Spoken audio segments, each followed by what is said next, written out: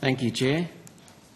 I'll ask the questions that I started asking of the Inspector-General and was advised they're more appropriate for Murray Darling Basin. The Oakey Meatworks is 100% owned by NH Foods of Japan. Between mid-March and mid-June 2022, NH Foods released 175 millilitres of highly contaminated abattoir runoff into Oakey Creek, which flows into the Condamine Balonne system. The water release was 175 megalitres, massive, so a large body of water which was contaminated with ammonium nitrate at 102 milligrams per litre and E. coli at 14,000 mpns per 100 megalitres, where, as I'm sure you know, 100 megalitres is considered a high-risk concentration.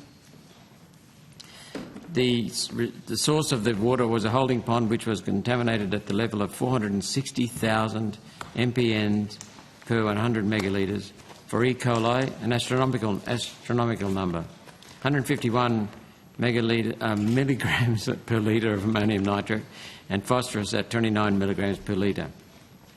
Taken together, the volume and the high concentration, the toxicity, these things are likely to cause a particularly large toxic blue-green algae outbreak, which was observed at the site prior to the release. The release occurred during heavy rain, which is why the concentration in the waterway was lower than in the dam. The timing of the release coincides with the blue-green algae outbreak in the Darling in July of 2023. My question is, are you aware of these facts already? Senator Andrew McConville, Chief Executive of the Murray Darling Basin Authority. Environmental regulation in Queensland, Senator, is the responsibility of the Department of Environment, Science and Innovation in the state. The MDBA doesn't have any compliance or regulatory functions in regard to the issues that you've raised. Issues regarding water quality in the Darling, yes, Dr Banks and I can talk in more detail in relation to some of those issues, but not in relation to this, Senator. So the Queensland EPA did investigate? I'm not in a position to comment, Senator. It did. That wasn't a question, Mr McConville. The Queensland EPA investigated, concluded a breach of Queensland environmental laws had occurred and a fine was issued. The maximum fine for this offence is $1.3 million per offence. The Queensland Government chose to fine the facility $13,500, 1% of the maximum. Local residents tell me that the abattoir, which has a long history of industrial accidents and fines, has a habit of building up pollutants in their holding dam and then releasing it under cover of heavy rain. Has the Murray Darling Basin Authority or the Department investigated the Oakey meat processing plant for sending pollutants into the Murray Darling Basin? Once again, Senator, I'd state the MDBA doesn't have any compliance or regulatory or investigative responsibilities. Those responsibilities would sit with regulatory agencies in Queensland, Senator. So am I to interpret, Mr McConville, that you're saying nothing to look at here, or do you raise it and deal with it another way? What's your response? Did you know about it, and what's your response? No, Senator, I didn't know about the specific instance, but we continue to engage on an ongoing basis with Queensland and indeed all other states on issues of water quality. We've been very engaged with Water New South Wales in relation to the issues of water quality in the Lower Darling in particular, but no, Senator, I've not been engaged on that issue in Queensland. So what's your level of engagement with the Queensland Government and the Queensland EPA in particular? Senator, we don't engage directly with there isn't an EPA in Queensland, Senator. It's the Department of Environment, Science and Innovation. We don't engage directly with them. We do engage on a very continuous and ongoing basis with the water agencies in Queensland as we look at all of the issues that relate to their responsibilities in implementing the basin plan. Given your concern about the quality of the Darling River water, will you be engaging with the Queensland water authorities now? On this specifically? I'm happy to have a conversation with them, Senator, but again I would reinforce that we don't have any compliance or regulatory functions in relation to environmental incident management in Queensland. Will you raise this with them as a concern? I'm happy to have a conversation with them as I do on an ongoing basis, Senator. Could you let us know when you do? Certainly, Senator. Minister, does $13,500 seem a fair fine for a foreign multinational food company? This is 175 megalitres of heavily contaminated water disposed into the connected basin for just $13,500. That's a very cheap way of getting rid of pollution. That's a bargain. Why do anything legally when you can just dump dangerous levels of pollution into the basin?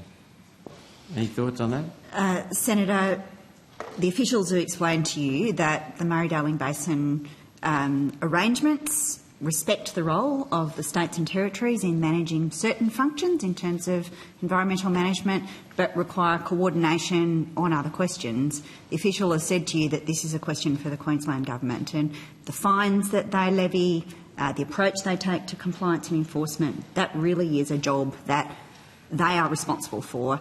And we don't seek to take on every responsibility that exists for a state and territory. We respect the role of states and territories in managing their own affairs. That's pleasing to hear in a way, Minister, because, as you know, I believe in competitive federalism and as much power to the states as possible and limited central power. But who's concerned? It doesn't seem like anyone's concerned about the health of the Darling River. Senator, everybody is interested in the health of the Murray Darling Basin. That is Queensland's not. Why. Well, Senator, I invite you to take that up with the Queensland Government. So who's interested in the health of the Darling River? Senator, you can ask any number of the officials here who spend a lot of time thinking about the health of the Darling, about the steps that are in place under the Murray Darling Basin Plan to improve the health of the river systems within the basin. Okay. I accept what is done is done. The purpose of sharing this is to bring to your attention and hopefully to achieve an undertaking that the Murray Darling Basin Authority or the Department of the Environment will monitor runoff from the Oakey meatworks in a heavy rain event to prevent them from doing this again. Is that something that's reasonable? Senator, again, we don't have a compliance or regulatory function, so it's not our task to monitor runoff from any particular site or facility. That would sit with the Queensland State Department. As I've said, Senator, I'm very happy to engage with Queensland and you know, make inquiries in that regard. But again, Senator, that function sits with the state environmental regulatory agencies. Thank you, Mr. Will your inquiries include any request or suggestion that they actively monitor water releases from this abattoir? Again, Senator, that is for the state authorities to determine how they would do that. But would you hint to it or request it? They can tell you to go to hell, but... Senator, I need to be very mindful of where my remit exists and where it doesn't. I'm very happy to engage with departmental officials in Queensland in relation to water quality generally. The specific response, again, would sit with the state departments. Minister, there are 2 points that I'd like to raise. The second is the most important. The first one is I'll just mention it for completeness. The Queensland branch of the Australian Meat Industry Employees Union has made multiple donations to the Queensland ALP totalling $66,000. Across the period, the abattoir has been a really bad corporate citizen. Maybe there's something to do with the uncertain future of that meatworks as a factor imposing such a small fine. The second is directly a federal responsibility. The uncertainty of that meatworks has been increased dramatically by the PFAS contamination in the groundwater off Oakey Air Base. What is the government doing to manage and treat that PFAS contamination and prevent it growing? Senator, a couple of things. First, as you've had explained to you on a number of occasions, we are not responsible for the Queensland Government, and we can't in this forum answer questions about the way that the Queensland Government executes its responsibilities. Clearly, this is the Australian Senate, and senators are here for the purpose of interrogating the expenditure of public money in this portfolio. We are simply not in a position to answer questions about the Queensland administrative arrangements.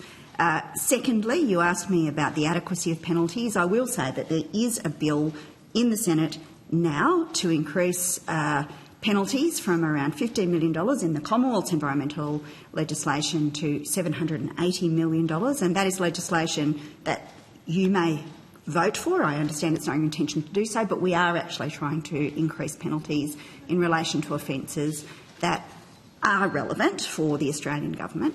And thirdly, in relation to PFAS, I can tell you generally that the Australian Government agencies, particularly in defence, where there is a relationship between the use of PFAS in defence sites, is very engaged in this. The officials at this table aren't involved in those processes, but they may be able to assist you about any particular Murray Darling Basin related matters, but I think you may have needed to ask that in another committee. Okay. Thank you. Yeah. I've got some more questions. Can I continue? You can continue for precisely 2 minutes, Senator Roberts, before we take our tea break.